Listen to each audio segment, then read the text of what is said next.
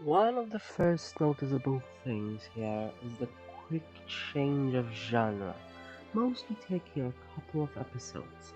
They delve into entirely different worlds, kind of like Chrono Trigger, which then ended up resembling different styles.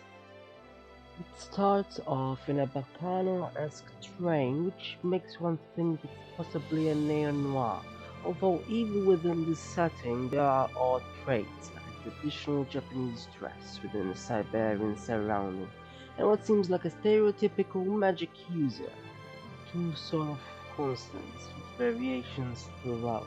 While there is always an entirely different type of environment, there are still similarities, besides the protagonists. What is interesting that some people don't seem to fully understand is how the whole of this anime is like a combination of Inuyasha and Lane with its innuendo. In 13 episodes, it certainly managed to include a variety of narratives and visual differences. It could have combined elements even more explicitly, but the subtle approach to it is interesting too. The point of this anime isn't icky at all, no. How much hentai out there has the same average rating, though? For some people it seems having everything else also interesting makes no difference. Do not realize how popular again? They have things in common. Politics and sci-fi, except in TLI it's almost...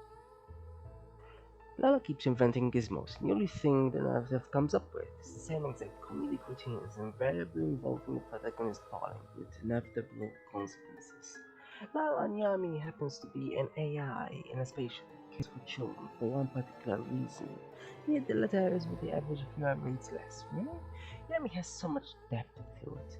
TLR try to have bits of romance to only to fall flat on its face, literally often, whereas the romance in Yami can be funny and deep at the same time with added existential complications. The Eki innocence is only there because there is also everything else out there. Eki shouldn't be the point of an anime, just like the sports genre shouldn't ideally focus exclusively on that, and instead be merely an accompaniment along with characters' lives. If there was only Eki, of course, it would practically be hentai, and that is what TLR very nearly is sometimes. Whereas with Yami, even in such scenes, the narrative mood is making itself cohesive, and not a moment is wasted on capricious nudity for its own sake.